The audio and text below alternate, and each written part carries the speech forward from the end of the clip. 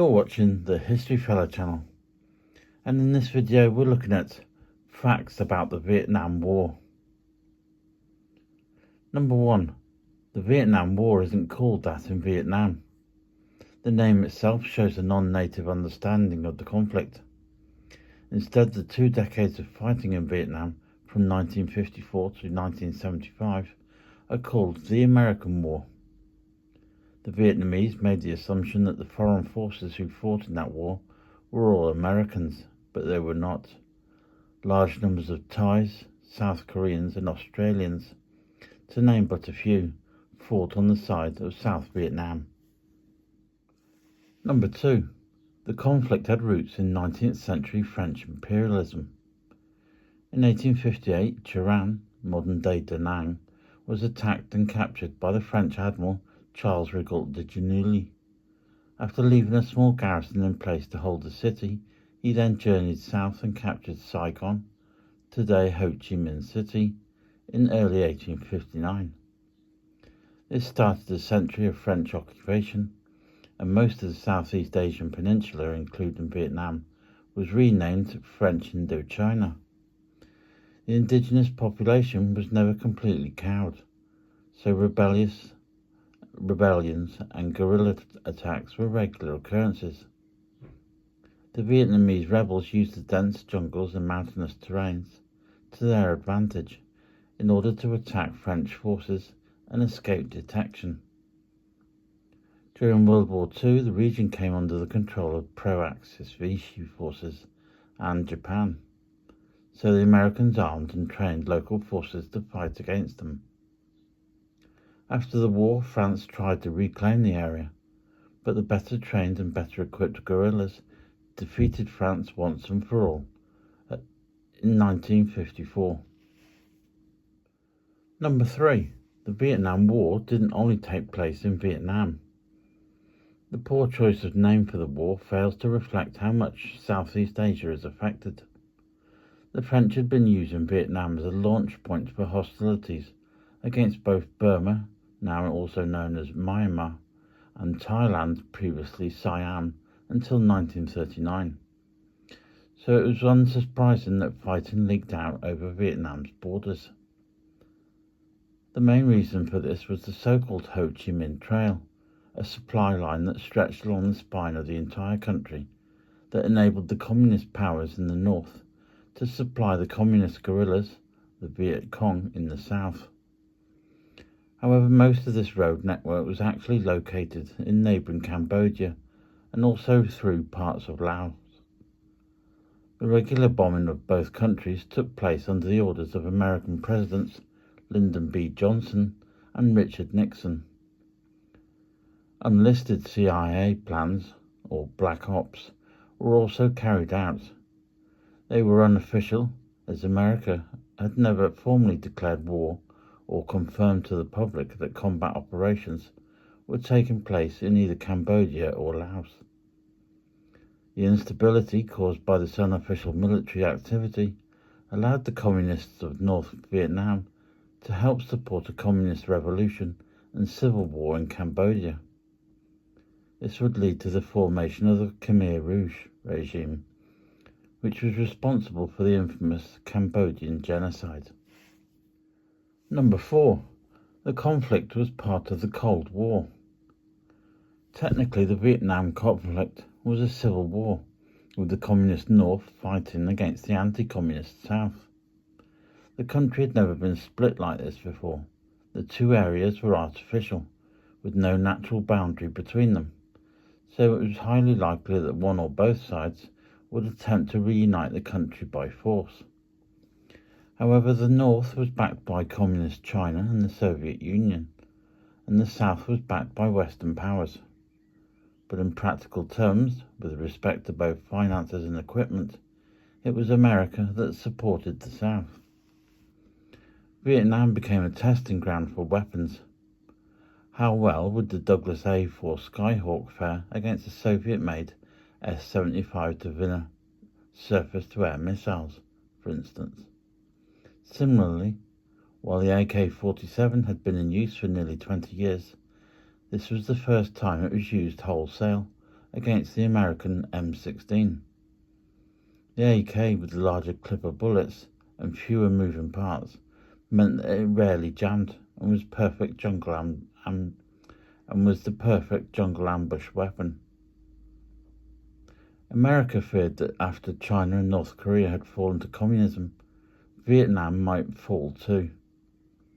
If it went red, where would the advance of communism end? The concept was known as the domino theory, and hundreds of thousands of Americans were sent to Vietnam in order to fight against it. Number 5. The Vietnam War saw technical as well as political incompetence. Some of the grimmest stories about equipment malfunctions during the Vietnam War concern the M16 rifle. The guns were initially shipped from the US with incompatible ammunition, meaning that they would jam after only a few shots were fired. Indeed, dead Americans were sometimes found in the jungle next to their stripped-down rifles, having tried and failed to dismantle, clean, and rebuild their weapons after coming under fire.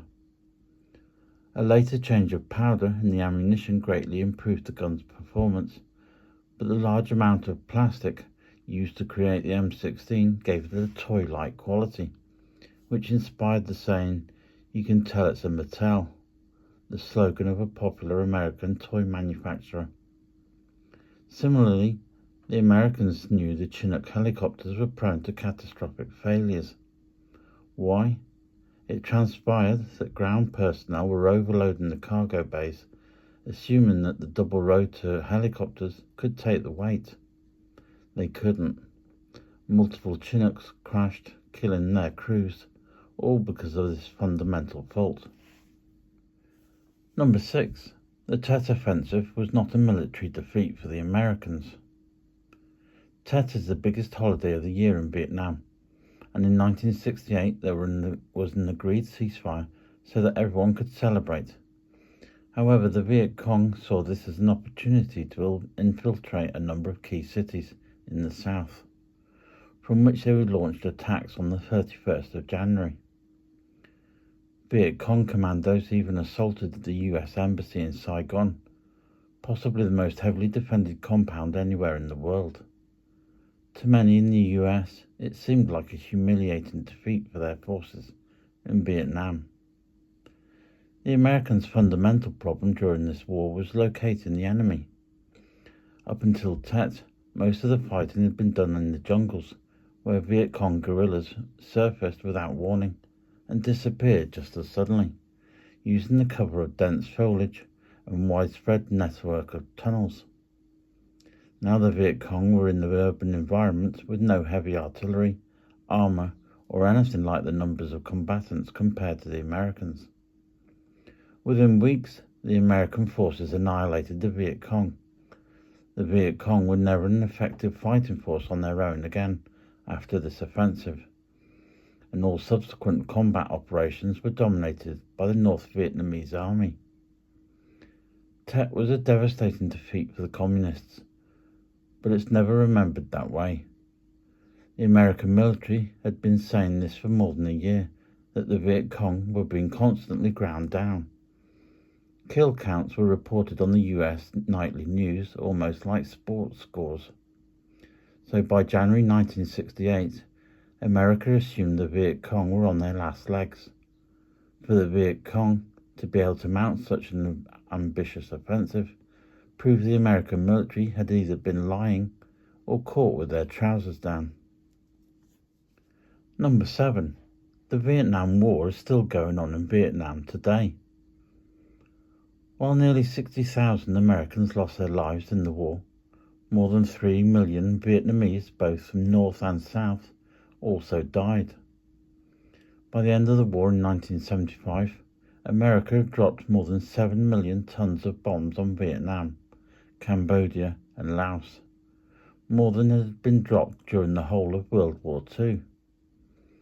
In addition, thousands of tons of defoliant, known as Agent Orange, destroyed thousands of acres and poisoned the land, killing both humans and livestock, and resulting in birth defects in unborn babies.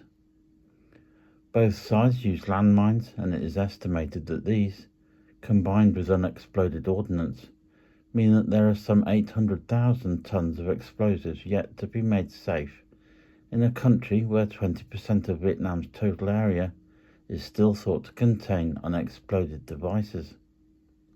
In fact, it's been estimated that since 1975, there have been 100,000 casualties, including 40,000 deaths caused by the dangerous relics of the war. In conclusion, the story of the Vietnam War combines 19th century imperialism with 20th century communist history and late 20th century American foreign policy. It is a rich and complex era, characterized by catastrophic misjudgments, ruthless cover-ups, and tragic consequences on all sides. If you found the information in this video informative, please feel free to give the video a thumbs up and consider subscribing to the channel. And I'd like to thank you very much for watching this video.